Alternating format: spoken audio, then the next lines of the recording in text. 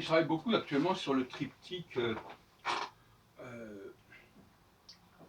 contrôler sa pensée, contrôler son milieu et contrôler son corps. Ce sont trois impératifs. Et à mon avis, l'homme idéal, l'homme complet, doit contrôler ces trois niveaux. Alors, contrôler sa pensée, maîtriser sa pensée. Vous avez une expression d'ailleurs, je crois que c'est Corneille, je suis maître de moi comme de l'univers, jeune, dans maître de soi-même, c'est très important.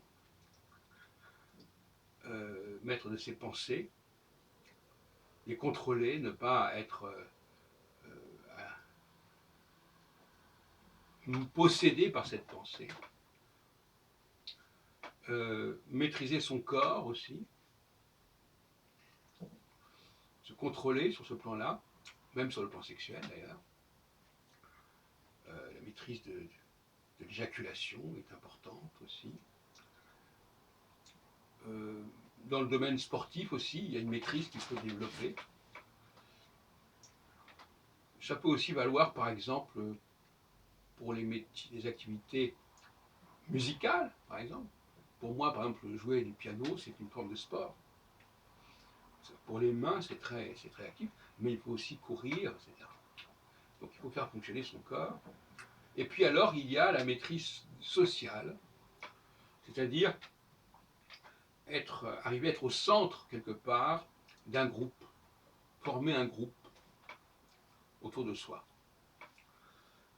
Donc quand on a ces trois activités, il faut mener en parallèle, et tout au long de son existence, eh bien, on a atteint un certain idéal humain.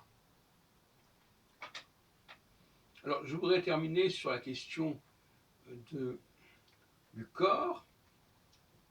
De manière générale, je dirais qu'il faut contrôler ce qui sort de chez nous, de notre corps, et même le sperme fait quelque chose qui sort de notre corps, notre parole sort de notre corps, mais aussi il faut contrôler ce qu'on reçoit, par les oreilles, par les yeux, notamment, par la bouche aussi, ce qu'on mange.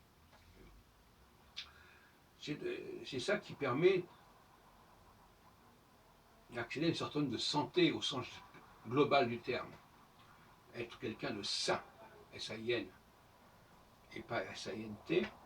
Bien que mon nom Heilbronn veut dire la fontaine, la source de la santé, mais aussi de la sainteté. Heilbronn. Heil qui veut dire salut, et qui est connu par les nazis, mais que les Anglais aussi, quand ils disent Hi, c'est pareil, c'est la même chose, c'est une sorte de salut. Aujourd'hui, on oublie que quand on salue quelqu'un, eh bien, on souhaite son salut. Donc, je ferme la parenthèse. Ne pas se nourrir de bonne qualité, et aussi, comme je terminerai là-dessus, nourrir les autres aussi de quelque chose de qualité. Ne pas leur offrir quelque chose de réchauffé, ou de récupérer, je ne sais pas où. C'est cette éthique aussi de ce que je reçois et de ce que je donne qui me paraît fondamentale.